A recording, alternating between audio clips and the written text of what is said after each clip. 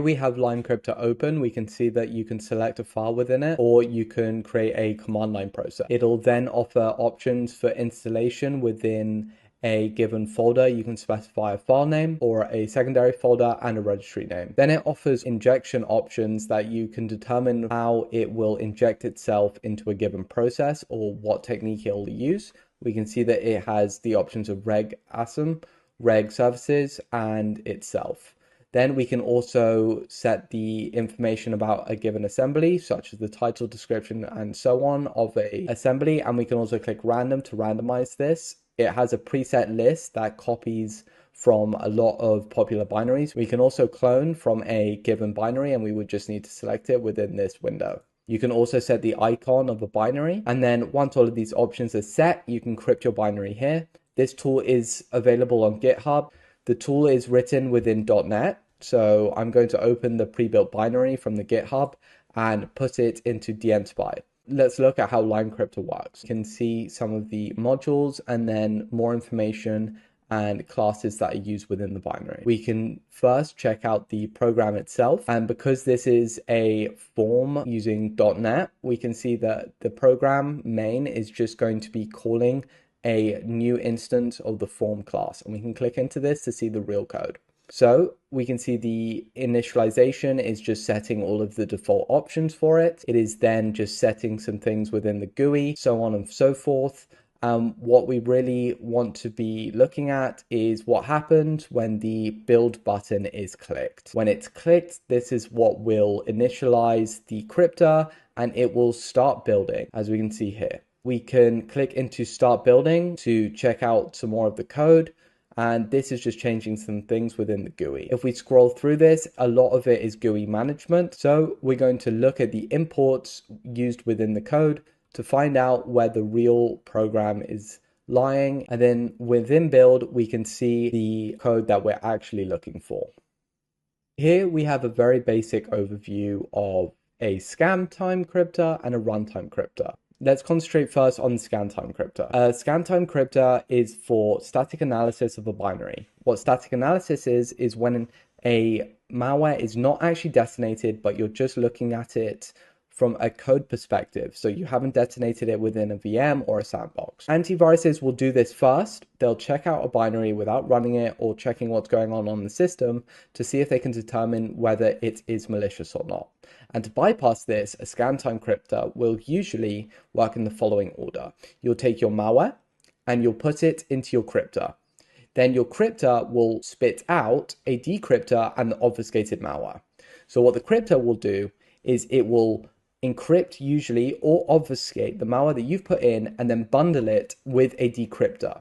Looking at runtime crypters, we see the same, where you'll put your malware into a crypter, but instead of using a decryptor, it will be all bundled into a stub. And what a stub is it's just code that will bundle the decryptor and obfuscated malware into one, and then do everything within memory so that it will create a new process once the malware has been decrypted or deobfuscated so that nothing ever touches the disk.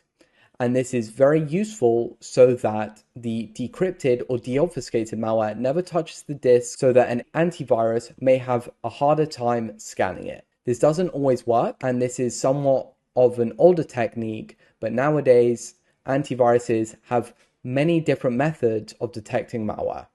For a basic introduction to how these concepts work, let's stick with the idea of this runtime crypter, which is what Crypter is.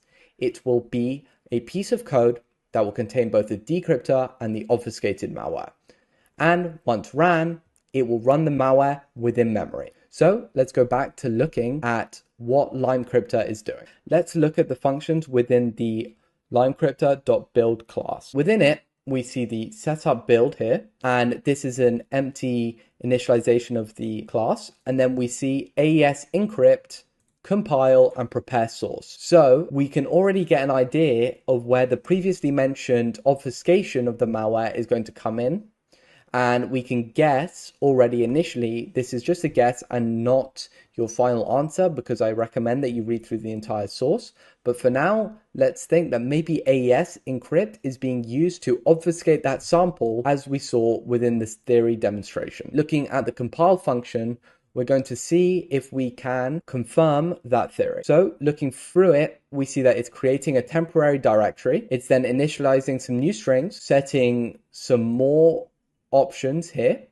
We can see some more what look like command line options or command line flags. We can see that it's a target library. The platform is built for x86 and it's got some optimizations enabled. Then it's going to be creating a path and creating some more options that it'll use later on. It's also going to look within the resources of the binary that I'm currently looking at, which is Crypter itself, and it's going to be touching those. We can see that it's just checking if what it's done has created some errors and cleaning up a little bit. The main functionality here is when it's calling the following. The AES encrypt function, after it reads all of the bytes of the given file. It's also taking the assembly icon that would have been specified within the GUI and some other information that is specified within the GUI. And we can see that within the prepare source function here.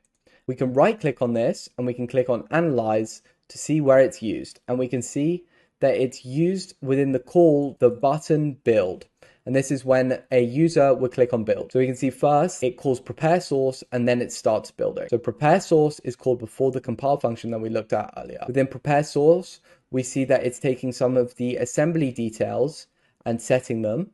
And then this is all being replaced within the stub and the loader. It's setting some more information, and then there's also an AES encryption routine here. So let's look at the resources which were referred to earlier to see what is within them. And within the resources themselves, we see the loader and the stub. Let's go and check out the code of both of these. First, let's look at the loader. Within the loader, we see that the main function will just call a run of a new class called nean. And then within this class, it will call initialize. It'll sleep, and then as expected, it will decrypt the resources of stub. And once that's done, it'll run it. Besides that, that's all the loader does.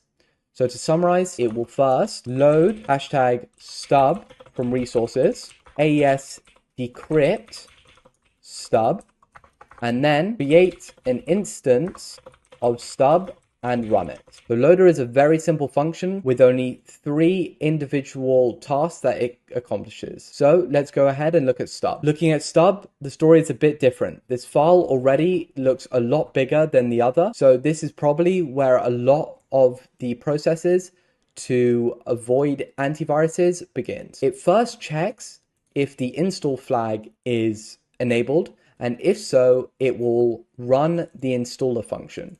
This is a function that will install itself into a temporary directory on the file system and then create a registry key so that when the computer is turned on, it will run the file within the temporary directory so that if somebody's malware needs to be detonated every time the victim's computer is turned on, this is how you would do it. Then it will go on to initialize a runPE class and decrypt from resources the payload. So the payload is the malware that a threat actor will give the crypter, and this will be the malware that they want to obfuscate and encrypt. And like we assumed earlier, this payload will be AES encrypted, put into the resources of the stub, and then upon runtime will be decrypted. The method that Crypter is using to bypass antiviruses is runPE. runPE is a very common